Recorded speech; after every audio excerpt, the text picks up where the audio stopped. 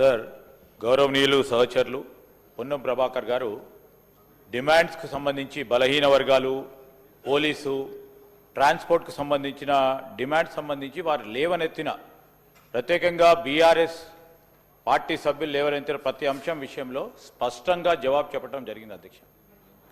ఈరోజు వారు 10 సంవత్సరాల కాలం పాటు బలహీన వర్గాల పూర్తి స్థాయిలో అన్యాయం చేస్తూ బలహీన వర్గాలకు సంబంధించిన జనాభా ప్రతిపత్తి మీద రాబోయే కాలంలో తెలంగాణకు సంబంధించిన ఈ బలహీన వర్గాలకు సంబంధించిన సంక్షేమం గురించి ఆలోచన చేయకుండా వారు 10 సంవత్సరాల కాలం పాటు ప్రభుత్వంలో ఉండి ఏం చేయలేని పరిస్థితుల్లో ఈరోజు ముఖ్యమంత్రి రేవంత్ రెడ్డి గారు కానీ మా BC welfare minister Ponnam Prabhakar గారు కానీ ఒకటి ఎప్పుడు లేని విధంగా ఈరోజు చట్టానికి సవరణ చేయాలని మా రాహుల్ గాంధీ గారి ఆలోచనని అమలు చేసే ప్రయత్నంలో ఒక అడుగుకు ముందుకేస్తే 10 అడుగులకు వారు వెనుక గుంజే ప్రయత్నం చేసిన అధ్యక్ష ప్రత్యేకంగా కనబడ్డది. ప్రభాకర్ గారు కూడా చెప్పారు బలహీన వర్గాలకు అన్యాయం చేసిందే టీఆర్ఎస్ పార్టీ, అన్ని సందర్భాల్లో అన్యాయం చేసింది.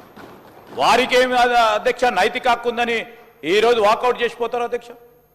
పోలీస్కి ఏం చేశారు అధ్యక్ష? పోలీస్ సంక్షేమానికి సంబంధించి కేవలం ఇన్నోవాలు సమకూర్చడమే పోలీస్ సంక్షేమం అంటే పోలీసుకు సంబంధించిన వారి మనోధైర్యాన్ని ఎప్పటికప్పుడు క్షీణించే కార్యక్రమం చేసిన వారు పోలీస్ పక్షాన మాట్లాడతారు అధ్యక్ష. వారు అదేవిధంగా ట్రాన్స్పోర్ట్కు సంబంధించి అనేక రిఫార్మ్స్ తీసుకొస్తా ఉన్నారు. ఈరోజు పారదర్శకంగా ఉండాలి, అకౌంటబిలిటీతో ఉండాలి, కరప్షన్ లేకుండా ఉండాలని రిఫార్మ్స్ తీసుకొచ్చి టెక్నాలజీని ఉపయోగించుకొని ఈ విధమైన ప్రయత్నం మా కాంగ్రెస్ పార్టీ ప్రభుత్వం చేస్తూ ఉంటే వాకౌట్ చేస్తారు అధ్యక్ష. వారికి ఏ విషయంలో చిత్తశుద్ధి లేదు అధ్యక్ష. బీఆర్ఎస్ పార్టీకి మేము చేస్తూ ఉన్న సంక్షేమం విషయంలో కానీ మేము చేపడతా ఉన్న అనేక రిఫార్మ్స్కు సంబంధించిన అంశం విషయంలో చిత్తశుద్ధి లేదు, మాట్లాడలేరు. ఇక వాకౌట్ చేయాలి, దానికి సంబంధించి ఏం చేయాలని అర్థం కాని పరిస్థితుల్లో వారు వాకౌట్ చేయడం జరిగింది అధ్యక్ష. వాకౌట్ చేస్తే మొత్తం ఈ రోజంతా వాకౌట్ చేయాలి. కేవలం దీని గురించి వాకౌట్ చేసి మళ్ళా తిరిగి వస్తామంటారు. ఈరోజు వారు కేవలం బలహీన వర్గాల నిజంగానే చిత్తశుద్ధి ఉంటే ఏం చేయాలని కార్యాచరణ అడిగిండు ప్రభాకర్ గారు. ఏం చేస్తే బాగుంటుందని అడిగిండు, దానికి సమాధానం చెప్పలే. కానీ ప్రెస్ పరంగా పోయి వాళ్ళు మాట్లాడతారు. ఈరోజు మేము చేసేది క్షేత్రస్థాయిలో మార్పులు తీసుకురావడానికి, వారి ఆర్థిక సామాజిక పరిస్థితులను రాజకీయ పరిస్థితులను మెరుగుపరచడానికి చేస్తూ ఉన్న ప్రయత్నానికి నీరుగార్చకుండి మీరు చేయండి, ప్రజాస్వామికంగా మీకు హక్కు ఉంటుంది, సభాపరంగా మీరు అనుమతి ఇచ్చారు, వారు మాట్లాడారు, వాకౌట్ చేయటం జరిగింది. మేము ఈరోజు కూడా కోరుతా ఉన్నాం, కేవలం రాజకీయంగా ఉపయోగించుకోకండి. దాంతోపాటు ఈరోజు ప్రభుత్వం మా ముఖ్యమంత్రి గారు అదేవిధంగా బలహీన వర్గాలకు సంబంధించిన మంత్రి గారు చేస్తూ ఉన్న అనేక కార్యక్రమాలను కూడా చెప్పాల్సిన ధర్మం వారిపైన ఉంది.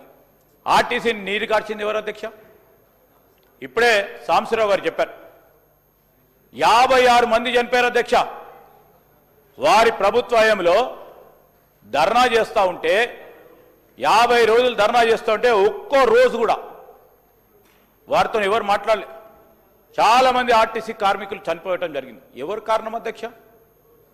ఈరోజు ఆర్టీసీని నష్టాల్లో ఉన్న ఆర్టీసీని లాభాల్లో తీసుకుపోయింది ఎవరు అధ్యక్ష? ఈరోజు కాంగ్రెస్ పార్టీ పరంగా ఈరోజు మా ప్రభుత్వం ఏర్పడిన తర్వాత ఆర్టీసీ సంస్థను లాభాల్లో తీసుకెళ్లే కార్యక్రమం ముఖ్యమంత్రి గారు పొన్నం ప్రభాకర్ గారు చేస్తూ ఉన్న ప్రయత్నాన్ని తప్పకుండా గుర్తించాల్సిన అవసరం వారిపైన ఉండే.